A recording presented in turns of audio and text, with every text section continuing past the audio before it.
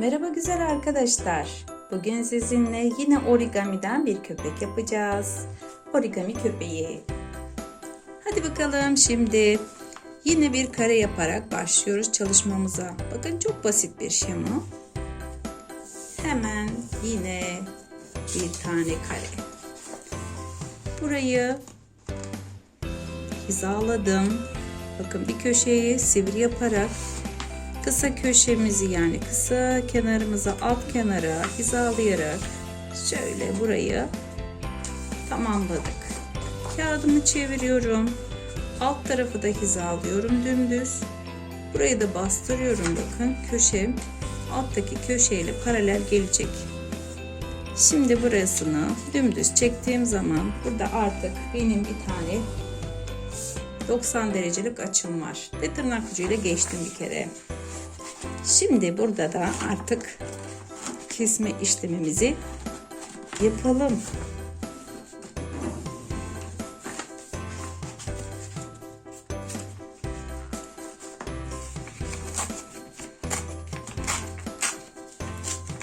Bu sefer bu kağıt birazcık daha sert çıktı. Şimdi açmamıza gerek yok. Bakıyoruz şemamıza. Şemamız zaten üçgen olmasını istiyor. Buraya bakalım. Şunu yapalım ama. Orta çizgiye ihtiyacımız olacak. Şöyle bir orta çizgi oluşturalım. Ortayı kapladık. Açalım. Bu şunun için lazım bize. Şurada bakın. Tam ortada değil de şuradan kaplayarak bunlar bizim köpeğin kulakları olacak.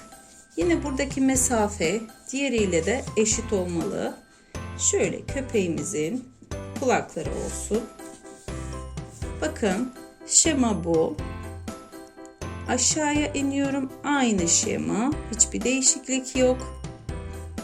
Ve şuradan küçücük bir küt çizgi var. Onu da diyor ki bize arkaya doğru. Çok net görünmediği için yanıldım. Şöyle arkada tam orta çizgiye gelecek şekilde kaplıyoruz.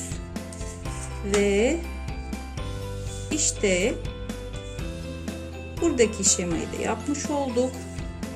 Ve son olarak böyle görünmesi gerekiyor. Şimdi de birazcık çizim yapacağız yüzü için. Köpeğimiz hazır. Bu bizim köpeğimiz. Gözleri mevcut. Kaşları da var. Şurada kocaman bir pompon gibi burnu var. Böyle dilini de koyalım. İşte birazcık boyama yapalım.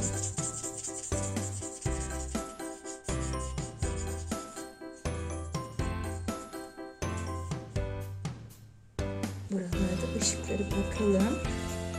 Bunlar gözlerinin ışıkları. Bakın gözlerinin içine boyuyorum. Koyu bir renk olsun. Koyu bir renkle boyamamız yeterli. İsterseniz siyah yapın. Ben buraya da bir ışık koyacağım. Ve burayı da aynı şekilde boyayarak köpeğimi bitiriyorum.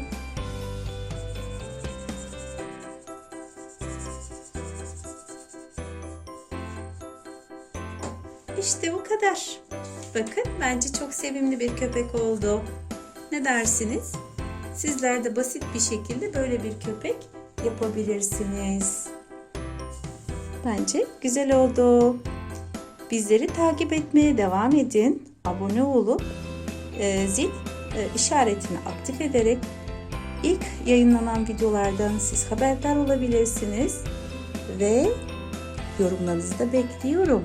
Yaptığınız çalışmaları bana gönderin, görmek isterim. Hoşça kalın.